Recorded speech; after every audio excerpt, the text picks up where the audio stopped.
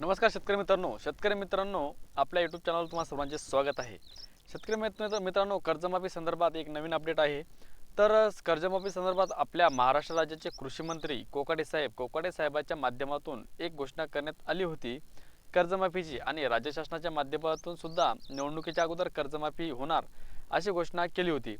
पण शेतकरी मित्रांनो, राज्याचे कृषी मंत्री कोकाटे साहेब हे फेरी मारतात, म्हणजे पाहणी करण्यासाठी गेले असता त्यांनी प्रेस पत्रकारांना सांगितले आहे की हे शेतकरी लोक आहेत, हे सातबारा नेहमीच कर्ज उचलतात, सातबारावर नेहमीच यांना आशा असते। पण शेतकरी मित्रांनो, हे कसं आहे, तुम्हाला आपले राज्याचे कृषी मंत्री कोकाटे साहेब यांनी आपल्या वक्तव्यामध्ये काय सांगितले आहे की शेतकऱ्यांना कर्जमाफी दिल्याच्या नंतर शेतकरी लग्नासाठी पैसे खर्च करणार, साखरपुडे करणार, हे करणार, ते करणार, नवीन परत पुन्हा कर्ज उचलणार।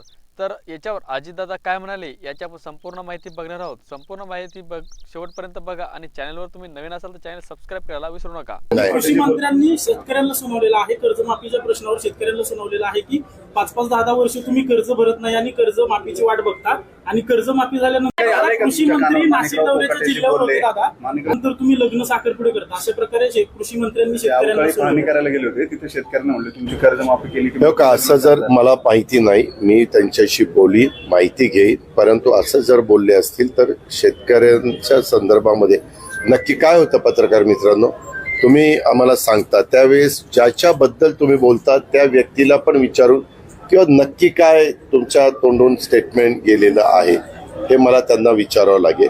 पण एक गोष्ट खरी, कुणी आम्ही काम करत असताना शेतकरी असेल किंवा महाराष्ट्रातले कुठल्याही व्यक्ती असतील, आम्ही ज्यावेळेस विश्वस्त म्हणून जनतेने आम्हाला निवडून दिलेलं असतं 5 वर्षाच्या करता, आणि आम्ही सरकारमध्ये काम करत असतो, त्यावेळेस आपलं वक्तव्य हे फार विचारपूर्वक आम्ही सगळ्यांनी त्या ठिकाणी केलं पाहिजे। कारण नसताना नाहक असं कोणी लाईटली बोलून कुणाला दुखवण्याचं काही कारण नाही, कारण तो लाखाचा पोशिंदा आहे।